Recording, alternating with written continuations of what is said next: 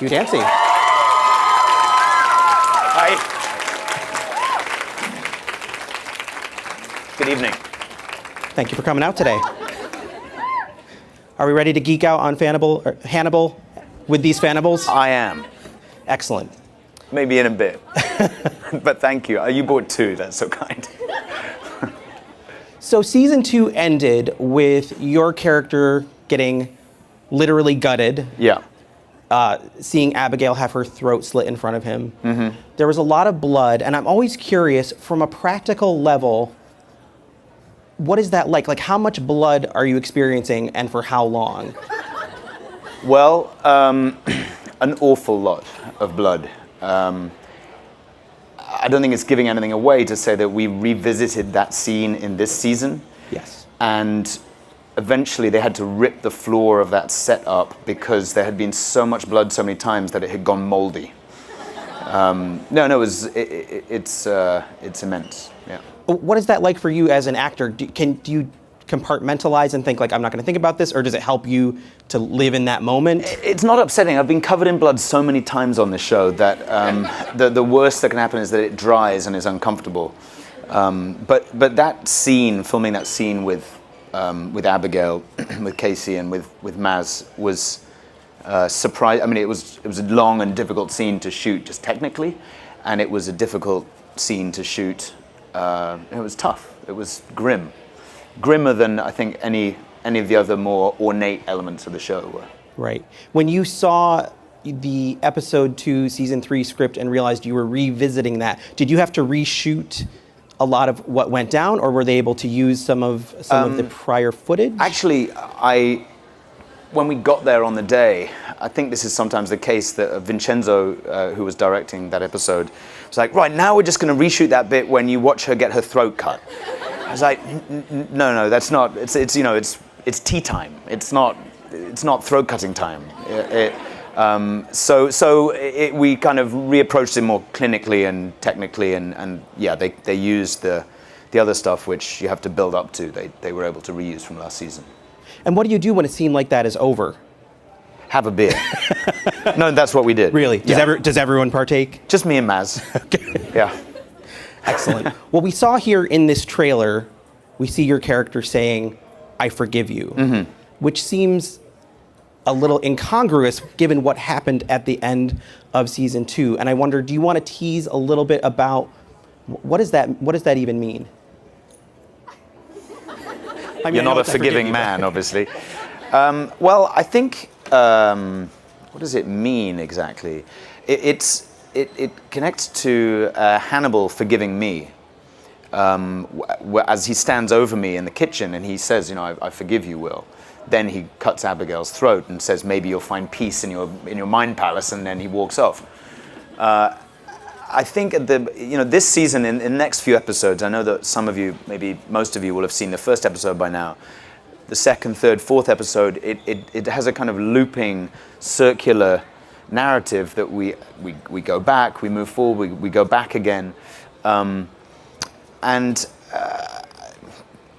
I suppose what that is about is the kind of trauma of, or the way that trauma is experienced, right?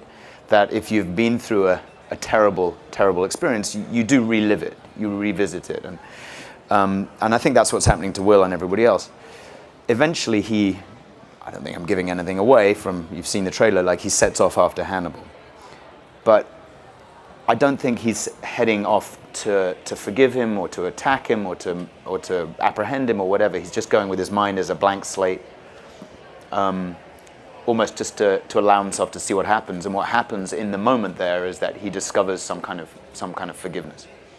We always see with this character, there's a little bit of this dark underbelly pulling him toward Hannibal and towards what Hannibal represents.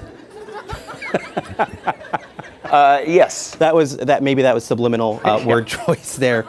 But is Will so far down the rabbit hole of getting into Hannibal's mind and into his life that this is now really starting to appeal to him?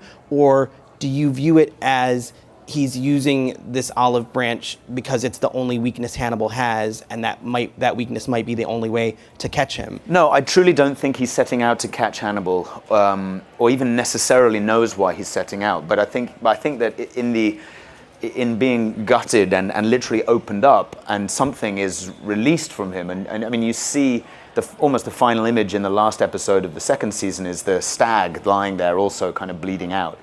So something has been expunged. And so I think that when Will sets off on this quest, which he has, it's not even necessarily to encounter Hannibal physically, although inevitably that's going to come. It's to pursue the idea of him, and maybe to discover what he is and where he comes from, literally and metaphorically. And Will is going into that in the mind frame of wherever that takes me, it takes me, you know, and there's something, like, he hasn't had that level of clear-headedness up until now. So yeah, like I say, I think that he just, in that moment, he discovers, you know, you'll see it's not till this Thursday, right, the second episode, but as we're pursuing each other or following the sound of footsteps through those tombs, I was thinking about this today, it does kind of represent this ongoing, spiraling relationship that they've had. And I think Will is just trying to cut through that and realize, okay, I'm not going to find you. I just need to say something pure and clean and honest. And it's hard to forgive somebody when they've wronged you. It's hard to be humble like that. And that's what he's found. You mentioned there's a scene in this Thursday's episode shot in the tombs. This show is already a show where every scene kind of feels like art. You could freeze frame any image and maybe want to put it on your wall. But except for that scene in the men's toilets in the first episode. But yeah, maybe even that one. Actually, that came from The Shining. So there's some beautiful. I take it back. That was beautiful. You've now these initial season 3 episodes are now shot in Europe. Mm-hmm. You've got that extra artistic feel to it. When you're in those churches and in those catacombs, is that all on location, or is there some wizardry like soundstage? And no, not at all. I mean, we were in Europe for a week. Plus, I think a second unit went to Paris for a while, so some of the stuff of Hannibal motors, cycling through Paris, they shot there. But otherwise, everything you just saw in that. If you see a big wide shot of one of us looking at Florence, then we shot that in Florence. Pretty much everything else is Canadian. It's true. Down in those catacombs, is it scary at all? Well, it was in the studio in Mississauga outside Toronto. Okay. So I mean, so the I don't want to say no, because that kind of like takes something away from it, but no, it was not. While you're shooting, a lot of what we'll see in Thursday's episode and a lot in this show is sort of a dreamscape. For sure, yeah. Even more so, I'd say, this year than previously. There's a literal bloodbath. There is, yeah. Human topiary. Mm-hmm. Human topiary. How much of that do you see as you're shooting? Like, I imagine the human topiary you may not see, maybe you do, but how much do you see as you're shooting? And how hard is it to react to, I don't know if you're shooting against a green screen or if you're shooting against... It's mainly in, I would say, in some of the dream sequences, or whatever you want to call them, when Brian's written something completely fantastical, and ultimately it has to be, I mean, I think Vincenzo, who directed it, was trying to use a combination of actual prosthetic, puppetry and so on, without describing, I know what you're talking about, the scene, but without getting in too much, and combining that with CGI and so on. So you rely upon your director to say, look, if I'm way overselling this, because I don't quite know what if it's not as scary as I'm apparently making it seem, please tell me. And equally, if I seem a bit too casual, let me know. So you just try and do it like that. Is it pretty well written out in the script as well? When you get that script, is it, Will sees XYZ? Yeah, it is. But I mean, not to say that it's completely prescribed. Brian is, generous, and at this point, we've all got our 10 cents to throw in. Gotcha. I put out a call for questions today on Twitter, and I was shocked. This was a big theme in season 2 with questions from readers, but again, people are asking about like the Hannibal Will romance, and like, when will that be explored, or what's the deal with it? Like we're not? I mean, Yeah. I guess there's no. I think, I mean, look, if people want everything that the show engenders to be made literal, I think they're going to be disappointed. The show is about romance, and it is about love between the two of them. I mean, profound and inescapable love. But are they like just going to finally go on a date? No. I mean, what would that look like? You know. I mean, even at the end of season 2, when Hannibal had this, envisioned this idea of them, I don't know what, like heading off as murder buddies and taking Abigail with them on a kind of, I don't know what, like they're going to go to a nice, family holiday resort in the Algarve and kill some people and cook them. It's hard to envision even what that would have looked like, let alone the more optimistic imaginings of. But look, I get it. I completely get it. What we're not trying to do is be teasing or something. I mean, we're playing when we get these scenes from Brian. Talk about Mads and myself.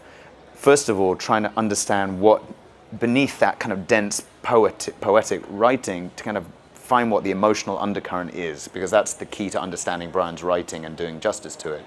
And then, understanding what is the current particularly of the two of them in that given moment. But what we're not trying to do is it would be really funny if we gaze at each other meaningfully, and that'll really kind of throw everybody watching the show. That's right. Not the point, There was the quail eating scene in season 2 that was a little what's going on there? But I think that was then in the editing. You mean the ortolan? Yeah. Yeah, I mean, look, Brian can get naughty after the fact. Yeah, it's not. I'm sad to say I don't think it's going to happen, but there's enough fan art out there that you can. Right. Have you ever read any? Read any? Yeah. Of the fan? No, the stories or whatever it might be. I haven't. No, I haven't. You talked a little bit about the poetic quality of the scripts. Yeah. As an actor, when you're getting those scripts, now that you're in season 3, do you immediately get the emotional intent of it? Do you have to sit there and sort of read it and ponder, where are we going? Because sometimes it can get a little circuitous. Honestly, no, I don't. I mean, I think the process is often that Brian writes a longer draft, or one of the other writers, or Steve Lightfoot, who works with Brian, and then Brian will kind of strip it back. So you'll get these scenes, and each individual line is remarkable and is like a thing unto itself. And then it can feel sometimes on first glance like just a series of non sequiturs, which is challenging. And you have to kind of work away at each line until you get, okay, I think I get putting aside the structure of the language, emotionally what he was getting at there, and I see how that takes me to this line. And, and then you can begin to actually create a shape for the scene. It's an odd process. It's not a way, you don't often get to work like that. Yeah. And if you're interested in that kind of heightened, as opposed to something naturalistic and kitchen sinky, this is as good as it gets, I think. Yeah. With Will sort of in pursuit now of Hannibal for whatever purpose, we're missing those sort of fireside chats in that awesome apartment. Do you miss that aspect of just being able to sit there across from another actor and get into it with those sort of lengthy monologues or back and forth? Yeah, I do actually. But the show, I mean, Will and Hannibal are such that they both have quite fertile imaginations, a bit like the fans you were just mentioning, and so as a result, I mean, it's perfectly possible, as you will see, as the season progresses, for them to be in the same space, at least within a kind of mental space. So there was, even though we're not geographically and literally together, I did still get a bit of, get to a couple of scenes with Maz. You were not the only character gutted at the end of season 2. No. What can you tease about the fate of everyone else who was left in a bloody bloodbath? You will eventually discover what happened. That's the best I can offer. I hear you. Some things you just don't want to give away. Yeah, and it's not like somebody just didn't come back because there was a contract problem. You know, it's all part of Brian's very rich and layered writing, and as always, he's playing with you, but it becomes clear. Okay. Do you ever find yourself shocked by the fact that you're in season 3 on a network show? Totally unbelievable, yeah. I mean, our season premiere had snails feasting on a person who was going to then be feasting on the snails, and it's sort of like... Yeah, it's not like a genre on network TV. Right. Yeah, I think it's amazing. I mean, and I think a big part of the reason is, without meaning to pander, but is the support of the people that are here and other folk like you who have been with the show and stuck with it from the beginning and been so involved in it. That's been very important, and obviously having a strong critical response and so on. Yeah, I mean, and the 3 people that actually watch it when it airs, that's great. It is a show also that has some of the most delicious looking food. Yeah. And food prep ever. It's basically food porn in a lot of scenes.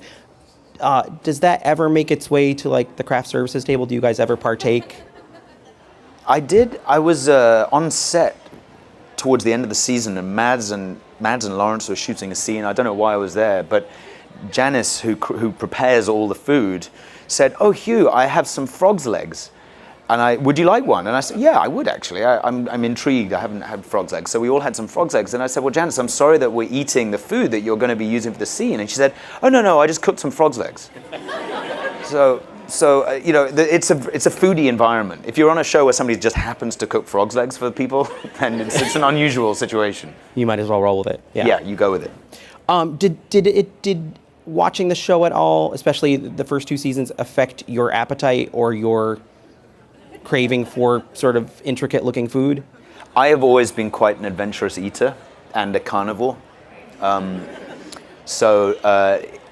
mean, I'm of the bracket of people that is made more hungry by the show. Excellent. I think it's also one of the funniest shows on TV when it wants to be. There's a Sorry, all those comedies.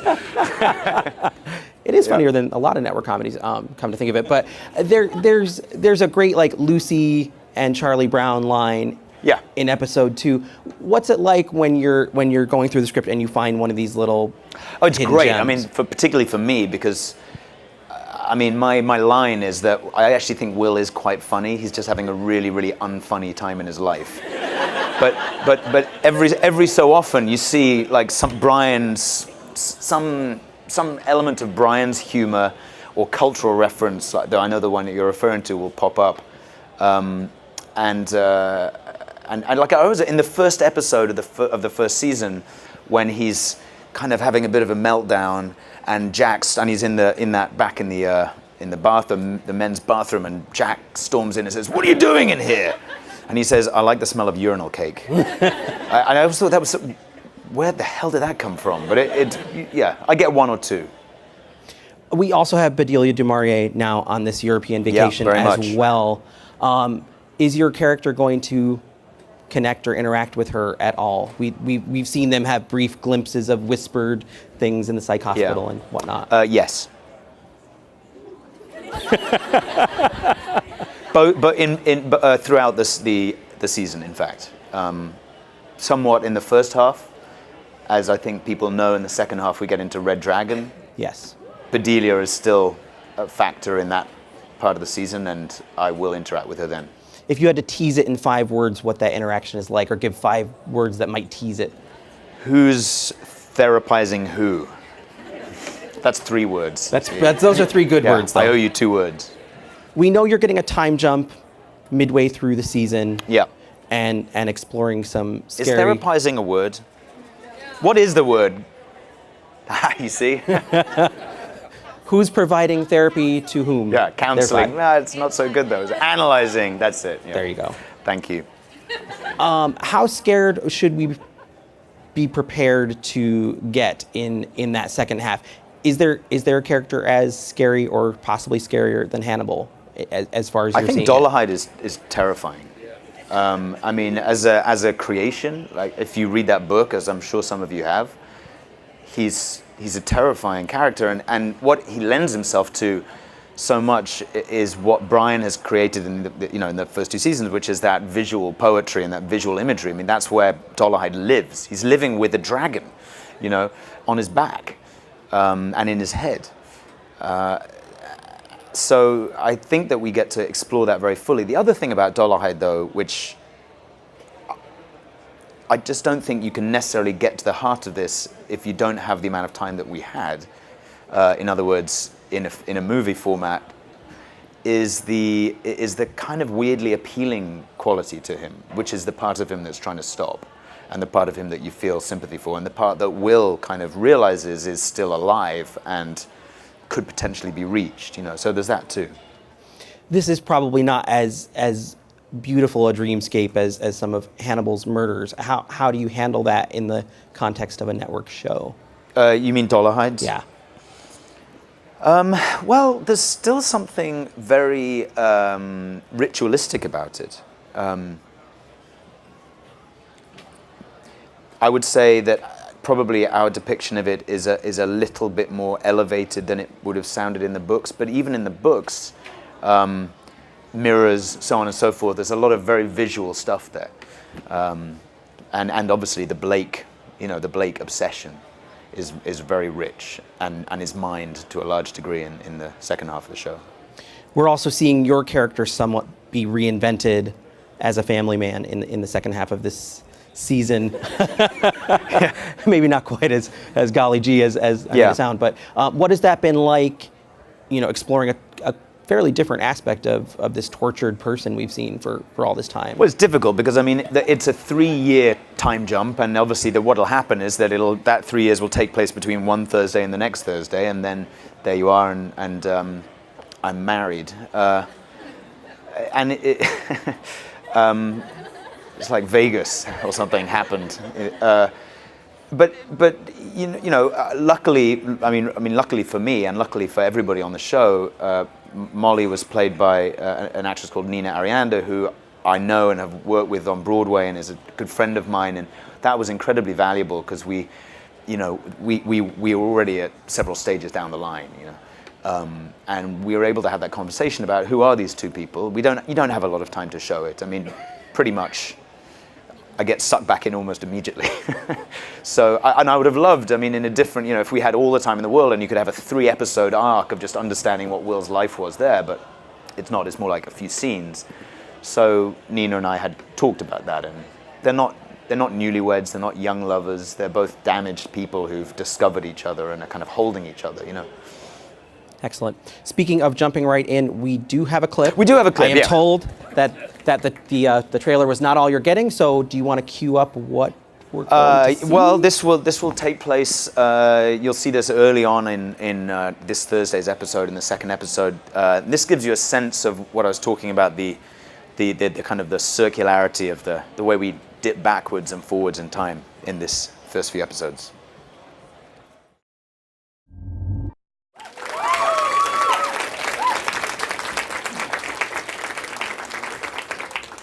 That's pretty nifty. So we can just go anywhere now, Did that look like what you thought it would look like when you got the script and when you were shooting it? I'm always curious, like... I mean, I guess to a certain extent, because in order to kind of make sure you're basically... Like, it makes sense when you watch it now, but obviously you're filming it totally out of order and half of it isn't there, or you're in one set and the other. So I was in close conversation with Vincenzo, again, trying to make sure I was doing the right thing. It's still amazing to watch it, how it comes together and what Brian has imagined. Like, how has Brian imagined that in his head before he sees that? I can imagine it now. I've seen it, but I just don't know how he does it, from scratch. Do you watch one episode at a time, or do you binge? I tend to. I guess I binge in the sense because I don't watch them while they're airing necessarily. Yeah. Truth be told, I still have some from season 2 to watch. You do? Yeah. I mean, yeah. It happens.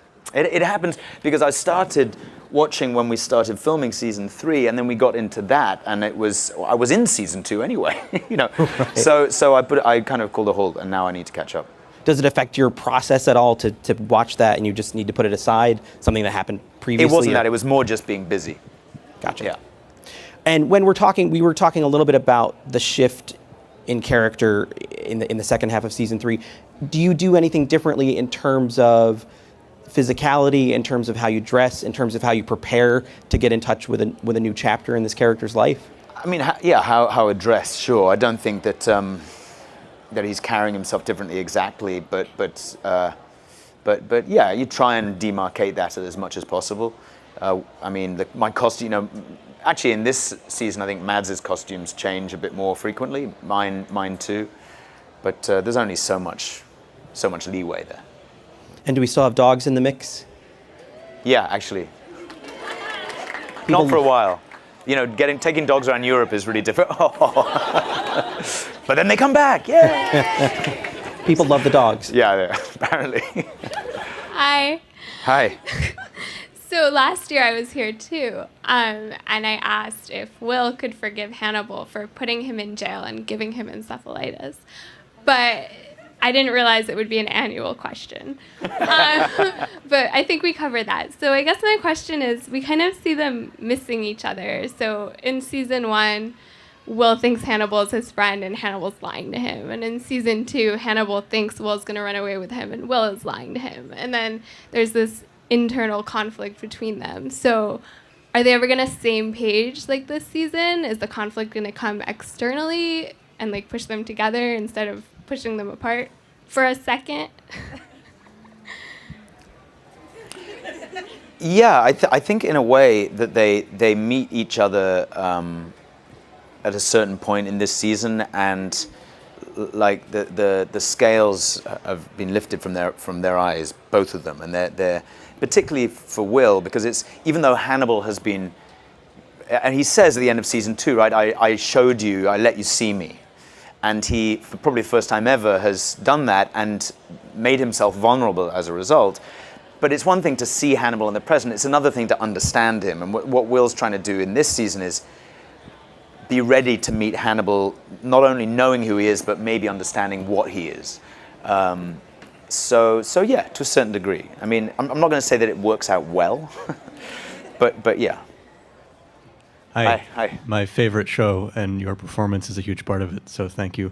Thank you. Well, one of the things that the show does really well is throw in definitely imagery, but also just sort of themes and things that are clearly pregnant with meaning, but without making them totally explicit.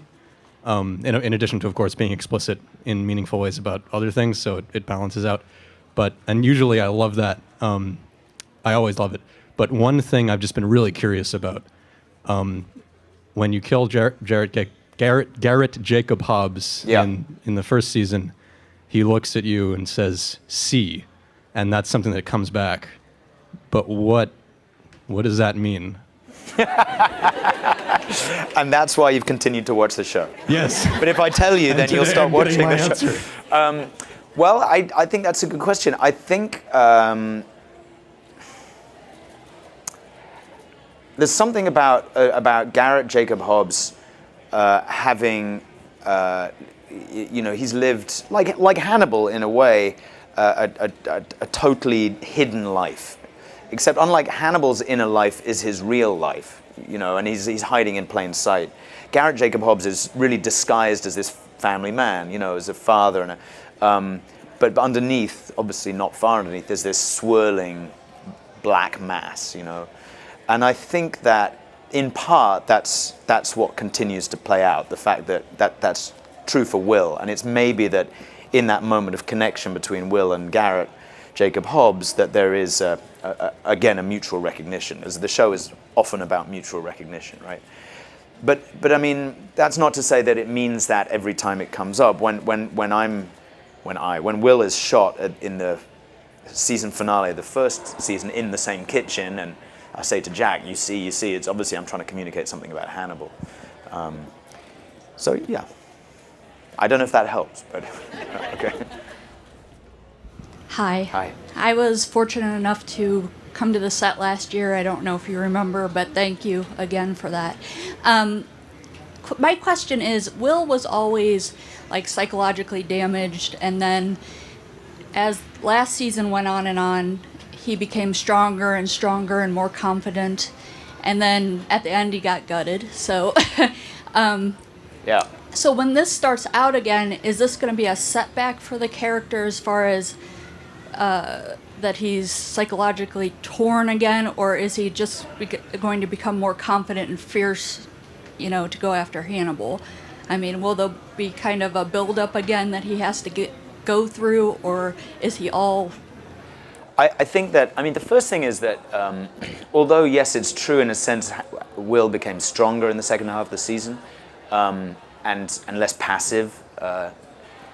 It's also true that he was basically just doing psychic damage to himself in the pursuit of whatever it was. He was bifurcating his personality and doing terrible things, so that when Hannibal guts him in the kitchen, I always felt like, even though, okay, it's in one sense, it's awful. He just got his stomach cut open, and for me that was a thing to lead towards, because it was also an embrace, obviously, a kind of connection between them, like a consummation of a sort, and it was also a release, right? I really do think that he cut something out of him, and it was in part, it was that thing that the stag, the thing that Will had allowed himself to be. So I actually think he's doing all right. The beginning of season 3, in a sense, he's kind of cleaner and clearer than he has been for a while.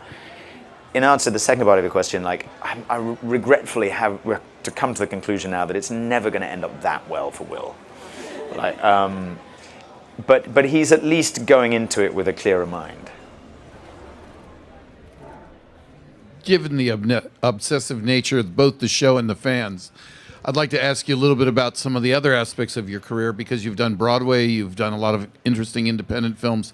Do you like doing those in light of the heaviness of this show and the complex world you're living here, to get away from it from time to time and do all this other stuff? Does that help motivate you? I haven't really worked on much else other than Hannibal since it started. I did, in between the second and third seasons, go and do something which was with Michael Reimer, who's one of our directors. He was going off to Australia to make a show it's called Deadline Gallipoli, and it says... You've seen it? I don't think you should say that out loud, because I'm pretty sure you shouldn't have done that. But good. He said, and it was just at the end of season 2. He shot the penultimate episode of season 2, and it was already getting pretty dark and murky. And he's like, come do this thing with me on Australia. It'll be a lovely break. And I was like, yeah, okay, yeah, no, that sounds good. I'll do that. And then I read it was the First World War. It's awful, But yeah, I like variety. I think it's natural, particularly any show that lasts for more than one season. You're, however much variety there is within that show, it's the same kind of tone. So I'll be glad to find something else along the line, but that doesn't mean to say I don't want to come back and continue doing this. Hi. Hi. I was just wondering, in the finale, of season 2, he says to Hannibal, "You were supposed to leave." Do you think that he actually wanted Hannibal to get away? Or do you think that there was a part of him that really wanted him to stay? Or do you think that he wanted to betray him all along and have him caught? I think that there were two kind of alternate outcomes that he was containing within himself all the way through. One of which was that Hannibal would leave and he would leave with Hannibal. And the other one was, which obviously was what Hannibal wanted, the other one was Jack's plan, which was that Hannibal would just be apprehended and locked away, and that would be that. And neither of those outcomes actually would have worked out very well for Will. Neither one would have been fully satisfying. So he was just, it's like the two halves of, that's what I mean, he had split himself down the middle, and he was just kind of trying not to look. And when it came down to it, his only kind of, he took the gamble that he calls Hannibal in the hope that Hannibal will leave before the bloodshed occurs. And I think that's what he meant. Like, you were meant to leave. I called you and I told you that they were onto you, and you were meant to go, and this was not meant to happen. There was not meant to be this bloodbath. Hey. Hi. How much of Edward Norton's Will Graham did you access for this role? I have seen the movie a long time ago, but not recently enough that I could say I was channeling any of it. Because truthfully, I mean, there's no reflection on the film. I don't remember it that well. And by the time we got to filming, I was immersed in the book of Red Dragon very much, and Brian's. Everything that Brian had taken from that, and that's really that was the world I was working in, and then in conversation with David Slade, in conversation with Maz, I mean, just working with Maz and discovering it all. So very rapidly, you're just into your own thing, and I mean, look, if Edward Norton is in any way hanging, or whoever, or Will Peterson hanging over me, there's obviously Maz has that like times 10, but I think that within like a couple of hours, you're just trying to get the scene right. You're just trying to adhere to the internal logic or the rules that you've figured out for your performance in the show, and everything else just goes out the window. Hi. Hi. So earlier you were talking about, that personal satisfaction with reading through these very literary lines and, sort of peeling back all of that wonderful metaphor and finding the true raw emotion. And I guess I was just wondering, because one of the things I love about the show is the most energetic and exciting moments are those moments where, Will and Hannibal are sitting in what seems very passive, and they're having, this very combative moment of the minds. And so I just wondered, do you feel that on set? Like, how does that energy translate, after your own personal satisfaction of knowing, like, oh, well, this sounds like a metaphor, but there's really, giant subtext underneath here. Like, do you feel that between the two of you when you're, tossing your lines back and forth and when you're falling into the scene, is that something that's become natural, or does it still, excite you in a way? It's fun because I think that what you're looking for is a shape within the scene. I mean, just to make it satisfying to watch, you're looking to give it some shape. Some of that you've maybe planned out in your mind as you've read it before, and then it's going to change according to what the other person is doing. But also, it's so heightened that you want to do justice to the poetry of it, but you want to give it some kind of grounding in, psychological realism. So, and the only way for me to do that, anyway, is sitting opposite Mads, is we often will just run the scene 2-3 times without cutting, which we can do now because we're not using film, and you get to, find things in the moment, right, that give it texture. And that's really fun. That's really fun because you're knocking something back and forth. You're reacting. You're throwing something out, and it is like a little bit like a tennis match, or at least a game of ping pong maybe. With an amazing scene partner. So that's I love that. That's always been that's the underpinning of the show for me, and my experience of the show, and. I hope we get to do more of it. Well, brilliant. I think that brings our event to an end. Yeah. Thank you so much for all coming out today. Thank you so much. So much blood so many times that it had gone moldy. It's immense. Yeah. What is that like for you as an actor? Do you compartmentalize and think, like, I'm not going to think about this, or does it help you to live in that moment? It's not upsetting. I've been covered in blood so many times on this show that the worst that can happen is that it dries and is uncomfortable. But that scene, filming that scene with Abigail, with Casey, and with Maz was surprising. I mean, it was a long and difficult scene to shoot, just technically, and it was a difficult scene to shoot. It was tough. It was grimmer than I think any of the other more ornate elements of the show were. Right. When you saw the episode 2, season 3 script and realized you were revisiting that, did you have to reshoot a lot of what went down, or were they able to use some of the prior footage? Actually, when we got there on the day, I think this. It's Hugh Dancy. Hi. Good evening. Thank you for coming out today. Are we ready to geek out on Hannibal with these Hannibals? I am. Excellent. Maybe in a bit. But thank you. You bought 2. That's so kind. So season 2 ended with your character getting literally gutted. Yeah. Seeing Abigail have her throat slit in front of him. Mm-hmm. There was a lot of blood, and I'm always curious, from a practical level, what is that like? Like, how much blood are you experiencing, and for how long? Well, an awful lot of blood. I don't think it's giving anything away to say that we revisited that scene in this season. Yes. And eventually they had to rip the floor of that set up because there had been sometimes the case that Vincenzo, who was directing that episode, was like, right, now we're just going to reshoot that bit when you watch her get her throat cut. I was like, no, that's not, it's tea time. It's not throat cutting time. We kind of reapproached it more clinically and technically, and yeah, they used the other stuff which you have to build up to. They were able to reuse from last season. And what do you do when a scene like that is over? Have a beer. No, that's what we did. Really? Yeah. Does everyone partake? Just me and Maz. Okay. Yeah. Excellent. Well, we saw here in this trailer, we see your character saying, "I forgive you," mm-hmm. which seems a little incongruous given what happened at the end of season 2. And I wonder, do you want to tease a little bit about what does that even mean?